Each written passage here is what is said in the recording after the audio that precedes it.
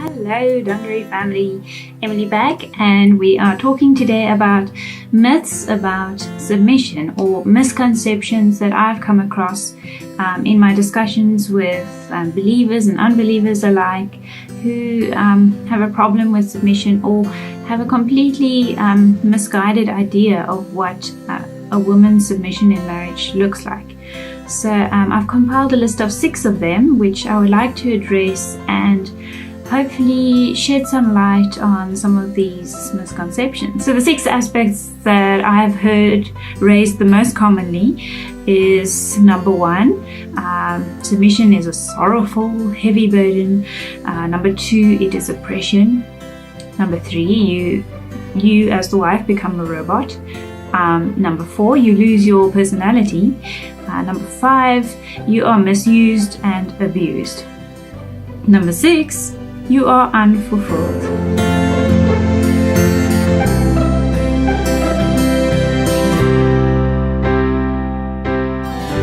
So let's look at how submission has come to be seen as a sorrowful, heavy, cumbersome burden to bear in marriage. What I hear is being in submission to your husband is a yoke of bondage, and the husband is your taskmaster. He rules with an iron fist. However, the truth of the matter is, it is actually the opposite.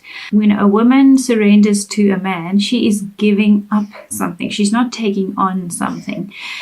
She is giving up that power to her husband.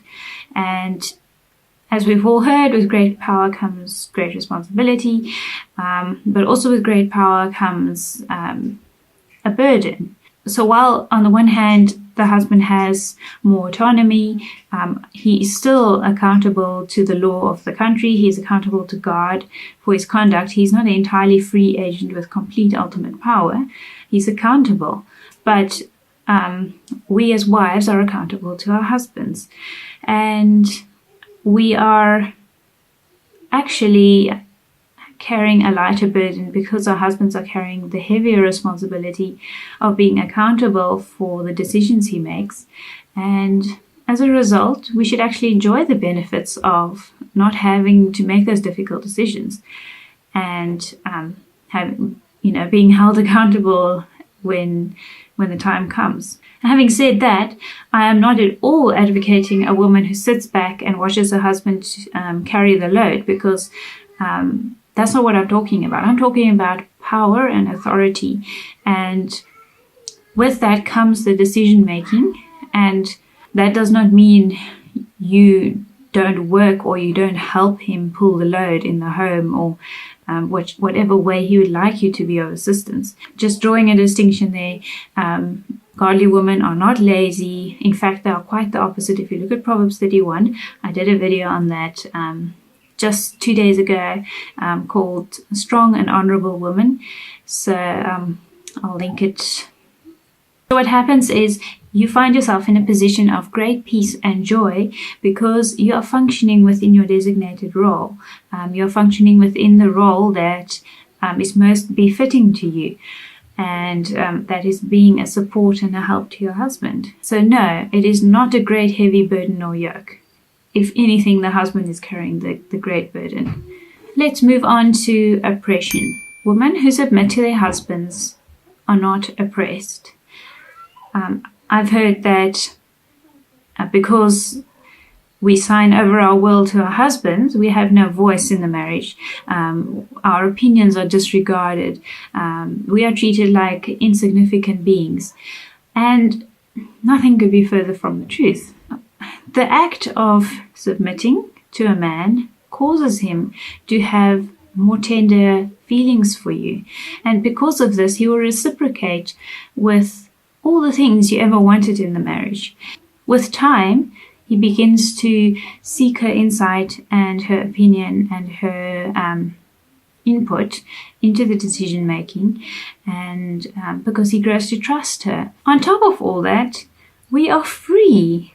Us as women, as wives, we are free to approach our husbands, to voice our opinions, to bring our perspective. Another perspective is always helpful, but it depends on the heart in which it is done, and also the conclusion of the matter must always rest with the man. There's no oppression going on.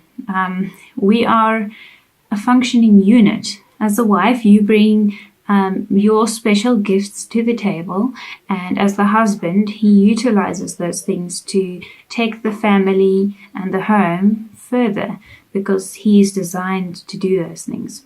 We have to understand as women that our husbands would not have that strength to do those things if it hadn't been for us. So we have a vital role to play in building up our husbands, and together the two of you become a stronger team, because you are functioning within those God-given roles. Then number 3, the robot. So I've heard that submission entails you simply suppressing your intellect and just chucking your brain out the window. That's not needed, because the man is making all the decisions. Once again, the exact opposite is true. Being a submissive wife requires so much wisdom and intellect that if you can do it wrong, you can do it very wrong.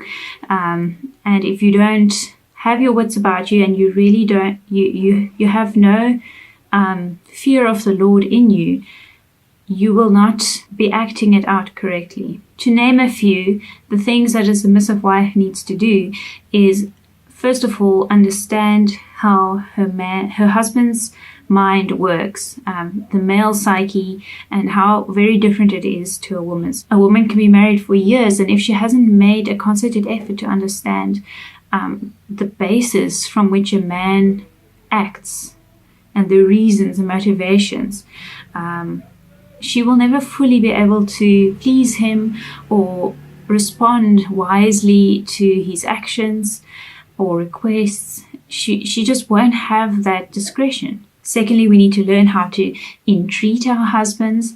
That in itself is a whole skill.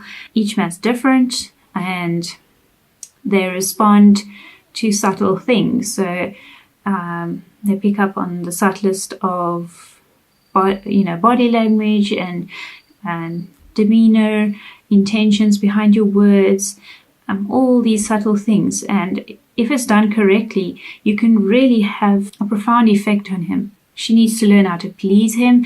This takes a lot of time and practice. She must have the fear of the Lord, because that is the beginning of wisdom. If she truly has a reverence for God, she will begin to have discretion and wisdom and handle situations in her marriage with greater depth and knowledge. She also has to plan. She has to think ahead and really be managing her situation. The fact that she is married is an aspect of her life, but there are so many things she has to do every day that has to be managed. And if she manages them well, she can expand her life and grow. And that will only be to her husband's benefit. He would not have a problem with that. He would support it. So if she is clever and really uses her intuition and plans her affairs well and manages things well and is really creative with how she deals with situations, she's going to go far. So once again, if you want to be a robot, by all means be one, but you're not going to get very far. And submission is not the thing that's stopping you. Number 4, do we lose our personalities as submissive wives? The understanding is you get married and your husband kind of absorbs you into his life, and you just become a pawn, an agent to accomplish his purposes and satisfy his desires. So what happens to you? We're all being told to find ourselves and to express ourselves, and you've heard them all. Now you're the soulless, empty being because your husband took everything. Well, once again, you're wrong.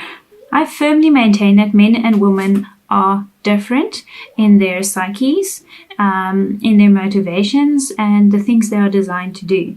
Because submissive women are not trying to be like men, or trying to fill the shoes of men, or compete with men, and instead operating from their naturally gifted positions, they will flourish. There is so much to do within married life, and I cannot emphasize enough how much I've grown as a person through marriage. People say travel the world so that you can find yourself, but to be honest, being married has been a powerful catalyst for personal growth. And then the second one was having children. What happens when you unite yourself with a man and unite yourself with his vision and his identity is you're adapting. It's practically impossible for you to lose who you are because it's ingrained in your DNA. There's nothing you can do about it. You are you.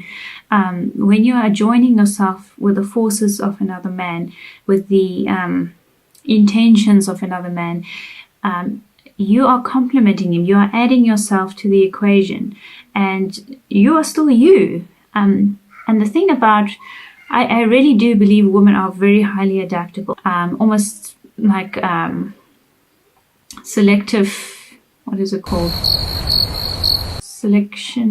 Natural selection. Where you know the best suited aspects of yourself for the particular scenario are brought into play, and you cultivate those things.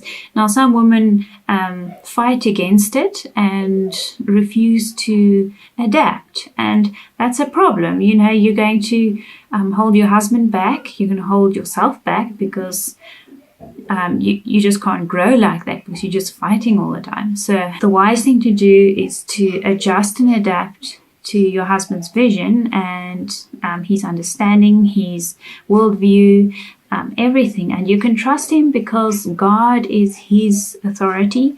God will speak to him and God will guide him. The act of uniting yourself with someone, embracing their vision is all-consuming. It takes everything you've got, and it is just as challenging, if not more so, than starting a business or a campaign or anything else that women are being told is a better thing to do. Uniting yourself with a man and being part of his vision is a very high calling, and it's not easy. Through doing difficult things, your personality is developed. And that's basically what I'm trying to say. Point number 5, you are misused and abused. While I was editing this video, I discovered that I had accidentally left out this point and somehow didn't cover it at all. It's just as well because this video is turning out to be quite long, so I'm going to make a separate video focused entirely on abuse in marriage and abusive husbands, and just what I've come to understand about it. So let's move on to the next point. And lastly, what about being unfulfilled? You are selling yourself out for your partner in marriage, and what about you? What about the things you wanted from life? Surely this woman's life must be dull and dreary and lacking purpose. We have to understand what is happening when we submit. A lot of things are happening. First of all, if we are believers and Christians, the most important thing is that we are bringing glory to God. And secondly, we are representing the church, even for yourself. In the act of complete surrender, we discover it's like a self-edification because I've learned so much through it as well. Just discovering what it really means, to surrender and to seek the will. And it helps me to understand how to seek God in my prayer life and my daily activities. Lastly, we are winning our husband's trust.